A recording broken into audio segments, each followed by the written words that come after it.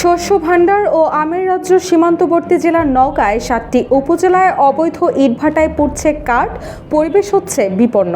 পাশাপাশি ইটভাটার কালো ধোঁয়ায় বাড়ছে স্বাস্থ্য ঝুঁকি। সেই সাথে ভবিষ্যতে এই জেলায় খাদ্য ঘাটতির আশঙ্কাও রয়েছে। তাই পরিবেশ বিপর্যয় রোধে দ্রুত কার্যকরী আইনি পদক্ষেপের কথা বলছেন পরিবেশবাদীরা।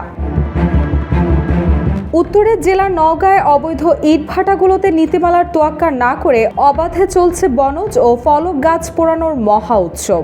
অন্যদিকে আবার জেলায় অবৈধ ও অসাধু ইটভাটা মালিকরা মেতে উঠেছে ফসলি জমির মাটি কাটা নিয়ে। কৃষকের ৩ ফসলি জমির শ্রেণী পরিবর্তন না করে ভূমি অফিস অথবা প্রশাসনের কোনো অনুমতি ছাড়াই মাটির প্রাণ টপ সয়েল কেটে পুকুর খনন করে মাটিগুলো তাদের জেলা উপজেলায় ইটের ভাটায় নিয়ে যাচ্ছে। কেউ না বুঝলেও আমরা আপনার প্রয়োজন বুঝি, আর তাই তো অত্যাধুনিক ফিচার সম্বলিত বিভিন্ন সাইজ আর কালারের ২৫০টিরও বেশি ডিজাইন অপশন নিয়ে ওয়ালটন স্মার্ট ফ্রিজ বোঝে আপনার প্রয়োজন। এতে করে যেমন পরিবেশের ক্ষতি হচ্ছে, অন্যদিকে কমছে ফসলি জমি, যার প্রভাব পড়ছে খাদ্য উৎপাদনে। ফসলি জমি পুকুর কাটা বা এগুলা নিয়ে আর কি, এগুলাতে কিন্তু আসলে প্রশাসনের অনুমতি নেওয়া লাগে। কোন জমি পুকুর কাটা যাবে এটা অনুমতির প্রয়োজন হয়, এবং নির্বিচারে আমরা ফসলি জমিকে পুকুর বানানোতে এটা আমরা আসলে করি না, সাপোর্ট করি না। এবং এ বিষয়ে ভূমি সুরক্ষা বা এই বিষয়ে কিন্তু আছে, আইন আছে। সেই আইনে এটা যারা এগুলা করে সেটা বেআইনি ভাবে এটা করছে আর কি। এটা আমরা কৃষি বিভাগ এটা আমরা সাপোর্ট করি না। এটা আসলে যারা এই ৩ ফসলি জমি অনুমতি ছাড়া এগুলা করছে তাদেরকে আসলে আইনের আওতায় নিয়ে আসা উচিত। ২০১৯-এর ইট প্রস্তুত ও ভাটা স্থাপন নিয়ন্ত্রণ আইনে বিশেষ কোনো স্থাপনা, রেলপথ, শিক্ষা প্রতিষ্ঠান, হাসপাতাল ও ক্লিনিক, গবেষণা প্রতিষ্ঠান কিংবা অনুরূপ কোনো স্থান বা প্রতিষ্ঠান থেকে কমপক্ষে ১ কিলোমিটার দূরে ইট ভাটা স্থাপনের কথা বলা হলেও মানা হয়নি এর কোনোটি। অবৈধ এই ইটভাটাগুলোর খুব কাছেই আছে কলেজ, মাধ্যমিক স্কুল, প্রাথমিক স্কুল ও মাদ্রাসা। এগুলো আবার অর্ধ কিলোমিটার দূরত্বের ভেতরে অবস্থিত। এসব প্রতিষ্ঠানে কোমলমতি শিক্ষার্থীর সংখ্যা প্রায় ৩.৫ লক্ষ। অবৈধ ইটভাটার কালো ধোঁয়ার ফলে চরম স্বাস্থ্য ঝুঁকিতে রয়েছে এইসব শিক্ষার্থীরা। এদিকে পরিবেশ অধিদপ্তরের তথ্য অনুযায়ী জেলায় মোট ইটভাটা রয়েছে ১৭৯টি।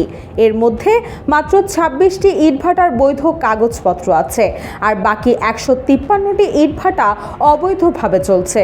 আমি ব্যবস্থা গ্রহণের জন্য অলরেডি আমাদের যে অবৈধ তালিকা সেটা আমাদের বিভাগীয় অফিস এবং প্রধান কার্যালয়ে প্রেরণ করেছি, এবং আমি পর্যায়ক্রমে স্পেসিফিক ইটভাটার নাম ধরে ধরে তাদের বিরুদ্ধে ব্যবস্থা নেওয়ার জন্য আমাদের সদর দপ্তরে আমি তালিকা প্রেরণ করছি। সবসময় আমরা জেলা প্রশাসকের সাথে যোগাযোগ রাখছি। অতি শীঘ্রই আমরা আশা করতে পারি নির্বাহী ম্যাজিস্ট্রেট পেলে আমরা মোবাইল কোর্ট শুরু করে দিব।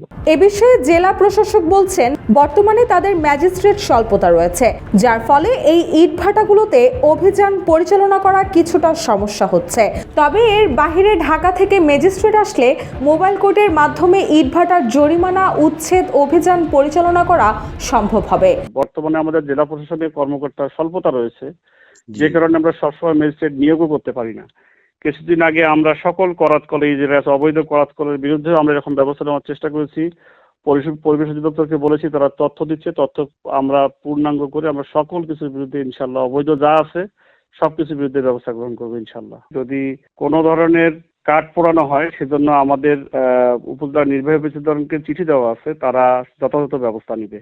এবং এটা স্পষ্ট করে প্রত্যেক ইউনিয়নকে চিঠি দেওয়া আছে যে তারা অবৈধভাবে ইট পোড়ানো, কাঠ পোড়ানো থেকে বন্ধ। আমাদের জেলাতে এই মুহূর্তে 11টা উপজেলার মধ্যে 9টা উপজেলাতে একেবারেই নতুন ইউনিয়ন, তাদের কর্মকাল কারো 1 মাস, কারো 2 মাস, কারো 2 সপ্তাহ।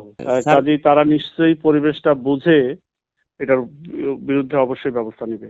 জেলার মানুষদের স্বাস্থ্য ঝুঁকি কমাতে এবং আগামীতে যেন খাদ্য সংকট না তৈরি হয় সেই দিক লক্ষ্য রেখে অবৈধ এই ইটভাটাগুলোর বিরুদ্ধে খুব দ্রুত প্রশাসনের হস্তক্ষেপ কামনা করছেন সচেতন মহল।